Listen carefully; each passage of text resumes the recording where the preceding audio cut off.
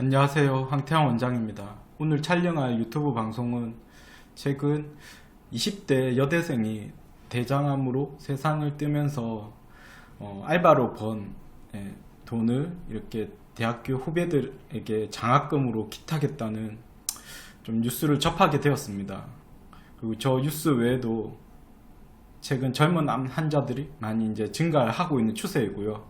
그럼 이렇게 암을 유발하는 요인 중에서 면역력이 떨어지면 암을 유발할 수 있다는 내용과, 그리고 이제 월갑암이라는 잡지가 있습니다. 그러니까 암 환자들을 위한 이제 건강 잡지라고 보면 되는데요. 거기서도 이제 얘기한 이제 항생제가 암을 발생시킨다는 내용과, 그리고 이제 그럼 왜 항생제가 암을 유발하는지 이제 그 부분에 대해서 오늘 방송을 촬영하도록 하겠습니다.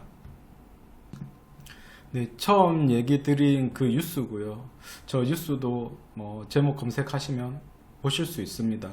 네, 이렇게 아직 20대 초반의 여대생이 정말 안타까운 뉴스고요.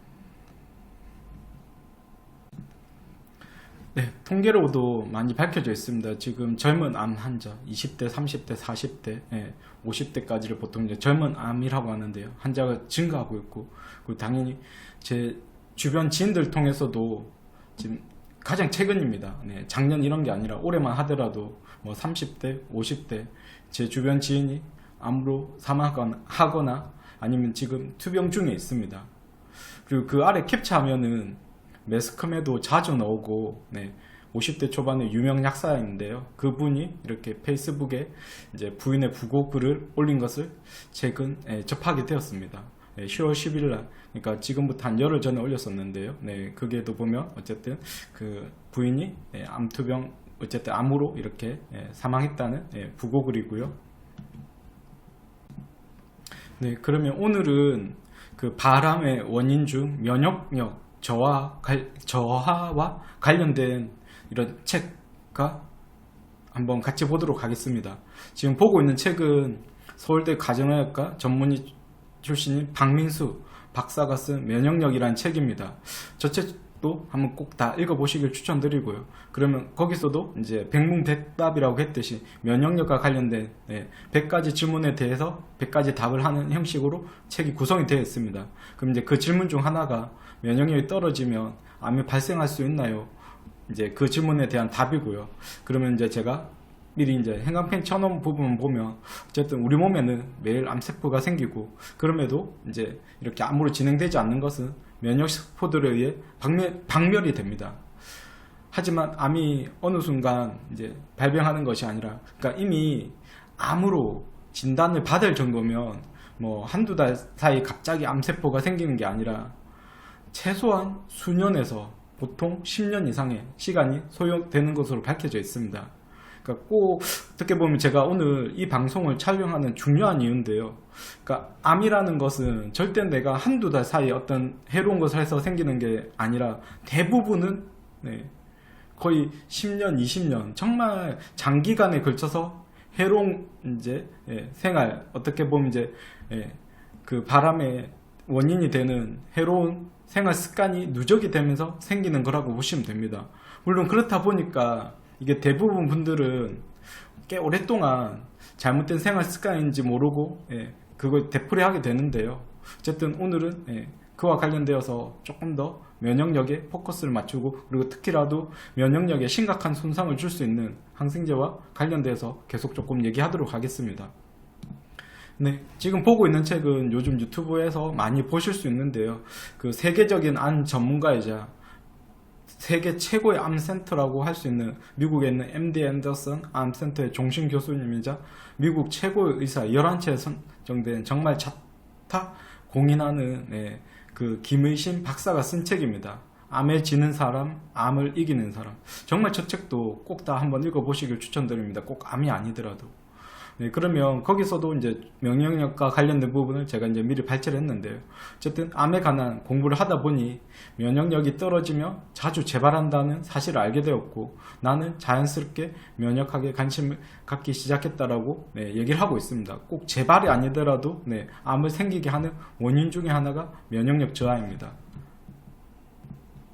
네. 그리고 지금 보고 있는 책은 서울대병원 신경과 이승훈 교수가 쓴 책인 병을 무서워하지 않습니다.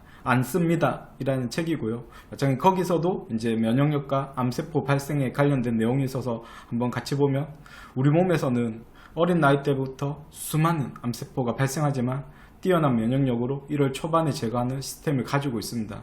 하지만 나이가 들면서 점차 떨어지는 면역력은 암의 발생을 막을 수 없게 되고요. 이런 면에서 이제 암은 대표적인 노화성 질환이라고 얘기를 하고 있습니다. 그러면 오늘 처음에 얘기했었던 20대 여대생의 대장암 사망이라든지, 아니 꼭 사망이 아니더라도 요즘 20대, 30대, 40대, 50대 이런 많은 젊은 암 환자가 증가하면서 그로 인한 사망자는 어떻게 설명할 수 있을까요? 당연히 어리고 젊은 나이에도 면역력에 심각한 손상을 주는 해로운 행위를 알게 모르게 지속적으로 반복하다 보니까 그로 인해서 암이 발생하면서 진행이 된 것입니다. 그리고 지금 보고 있는 책은 서울대병원 이동호 교수님이 쓴 책 유산균이 운명을 바꾼다입니다. 그럼 당연히 책 제목에서도 알 수 있듯이 장내 미생물, 뭐 영어로는 마이크로바이옴이라고 하거든. 아니면 뭐 장내 세균총 다 같은 건데요.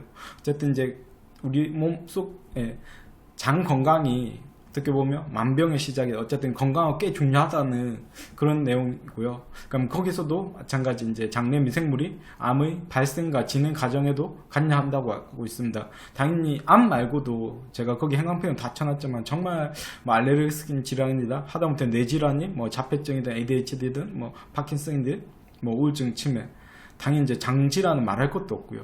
이게 거의 대부분 장 건강하고 꽤 많이 관련이 되어 있다는 내용입니다. 그럼 이런 장 건강, 그러니까 장내 균형을 깨는 아주 주의해야 할 약물의 대표적으로 항생제를 얘기를 하고 있습니다. 아마 대부분 분들도 감기 때문에 항생제를 먹었더니 설사를 하든 물음변을 보든 이런 경험들은 다들 많이 해보셨을 겁니다.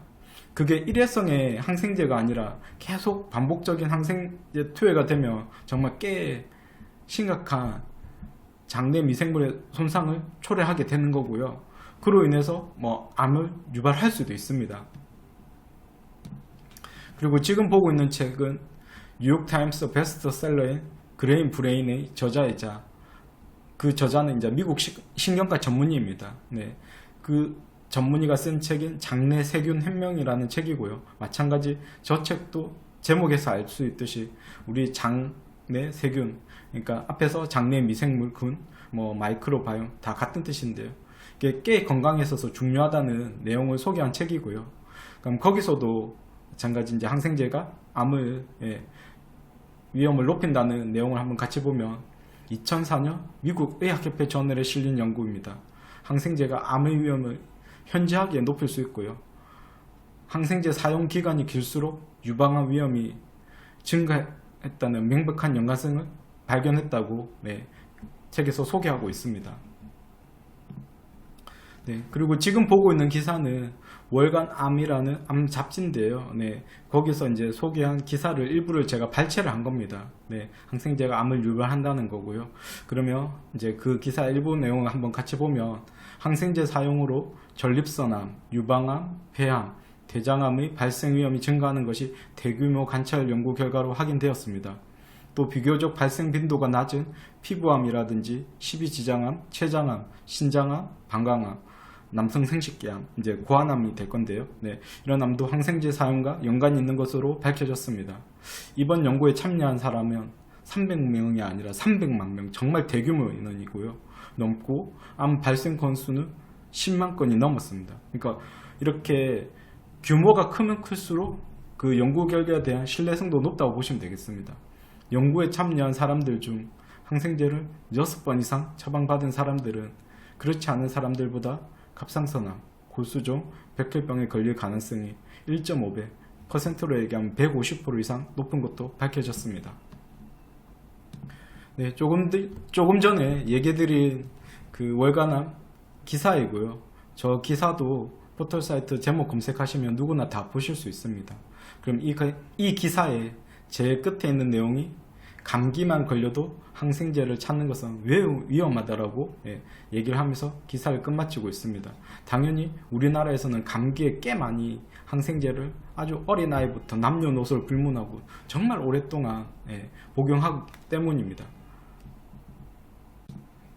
마찬가지 지금 보고 있는 기사도 최근에 서울대 병원 교수님이 이렇게 기고한 글입니다. 그 기사 제목이 감기 걸림의 항생제 건강에 직접적인 독이 될 수도 라는 제목으로 올린 기사고요. 마찬가지 저 기사도 조금 이따가 한번 보겠지만 꼭 다 한번 보시길 추천드립니다. 그럼 그 중에서 제가 핵심 부분만 이렇게 발췌를 했었는데요. 그 부분만 한번 같이 보면 항생제 사용으로 인한 장내 미생물 불균형은 비만, 당뇨 등 대사질환의 발생에 영향을 주며 인지기능이나 저기서 말하는 인지기능 이제 치매를 말하는 거고요. 정서, 우울증을 말하는 겁니다. 나쁜 영향을 끼칠 수 있다. 게다가 항생제 남용은 소화기 암이나 폐암, 전립선암, 갑상선암 전과와도 관련이 있는 것으로 추정된다. 그러면서 이제 끝에 항생제를 무분별하게 남용하면 슈퍼박테리아가 발생해. 그러니까 항생제 내성인데요. 미래세에도 큰 피해를 끼치지만 나와 내 가족의 건강에도 직접적인 해를 끼칠 수 있다. 슈퍼박테리아 항생제 내성 문제가 얼마나 심각하냐고 하면 정말 저희 유튜브에서 정말 수년에 걸쳐서 얘기를 하고 있고요. 그냥 사망자만 보시면 됩니다. 지금 항생제 내성으로 인한 사망자가 얼마나 많은지. 지난 3년 동안 유행했었던 코로나 사망자보다 거의 배 이상 많이 발생하고 있습니다. 물론 대부분 일반인들은 그런 전문적 지식이 없다 보니까 잘 모르는 것 같은데요. 그래서 항생제를 이렇게 오남용하면 당연히 암 발생률도 높이고 당연히 그로 인한 사망자도 많이 증가하고 있지만 그 못지않게 직접적인 항생제 내성 사망자도 꽤 많이 발생하고 있습니다. 네, 앞에서 얘기 드린 뉴스고요. 네, 저 뉴스도 꼭 한번 다 검색하셔서 보시길 추천드립니다. 네, 앞에서 소개드린 책을 쓴 김의신 박사가 최근 유튜브에 많이 출연하면서 그 유튜브 내용 중 하나입니다.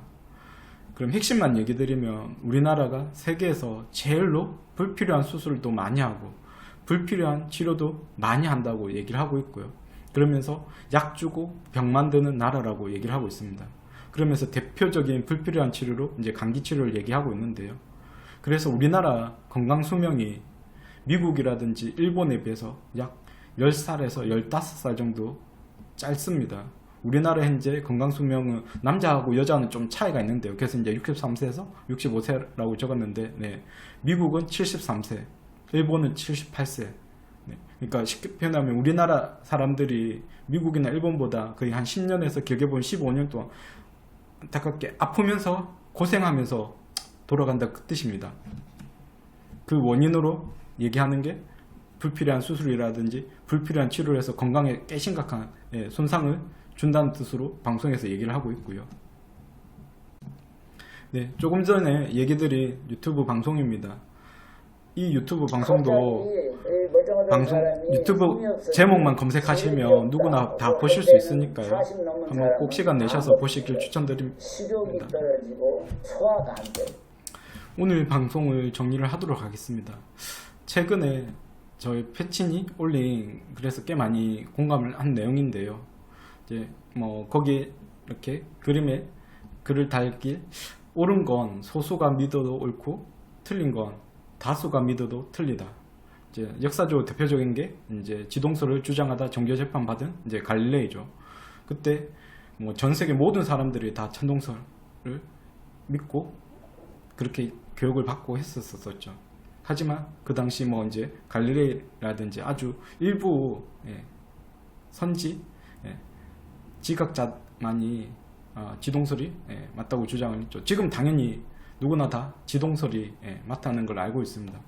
그러니까 제가 왜 이 얘기를 하냐고 하면 이렇게 한의원에서 16년째 아니면 이제 뭐 인터넷에도 마찬가지고 지금 우리나라에 뭐 이렇게 잘못된 치료 그건 앞에서 이제 김의신 박사도 똑같이 얘기를 했었었죠. 얘기를 함에도 불구하고 대부분 이제 우리나라에서는 그런 얘기들이 잘 통하지 않는 것 같습니다. 왜 그럴까를 항상 많이 고민을 하고 했었었는데요. 그러면 제가 내린 뭐 결론 중에 하나인데 대부분 다 그렇게 하고 있으니까 내 주변 사람들이 대부분 다 그렇게 하고 오히려 이런 얘기를 하는 사람 소수이니까 그럼 당연히 소수인 사람이 틀렸겠지. 내 주변에 있는 다수들이 맞겠지. 네. 친동설, 지동설 둘 중에 어떤 걸 믿어도 내 건강은 상관없습니다. 천동설을 믿더라도 전혀 그것 때문에 내가 암에 걸리지도 않고요. 뭐 사는데 아무 지장 건강에 문제는 없습니다. 하지만 건강과 관련되어서 잘못된 지식을 알고 있으며 그로 인해서 잘못된 행위를 선택하고 그걸 계속 반복하게 되면 앞에서도 계속 본 책의 내용이라든지 기사라든지 연구 논문이라든지 정말 건강에 꽤 심각한 문제를 초래하게 되고요. 그 통계적인 결과가 우리나라가 미국이라든지 일본에 비해 건강 수명이 10년에서 15년 정도 짧다는 게 다 밝혀지고 있습니다. 유독 우리나라만 정말 전세계 어디 미국 유럽 어디에서도 찾아보기 힘든 감기약 및 항생제 오남용이 정말 심각합니다. 특히 어린아이들이 더 문제입니다. 항생제 오남용은 오늘 얘기했었던 유튜브 방송의 주제인 암을 유발하는 것 뿐만 아니라 그보다 훨씬 더 심각한 항생제 내성까지 유발할 수 있으니 앞으로는 감기의 항생제 오남용을 줄여주실 것을 정말 다시 한 번 더 오늘 방송을 통해서도 강조드리고 싶습니다. 오늘 방송도 끝까지 시청해 주셔서 감사합니다.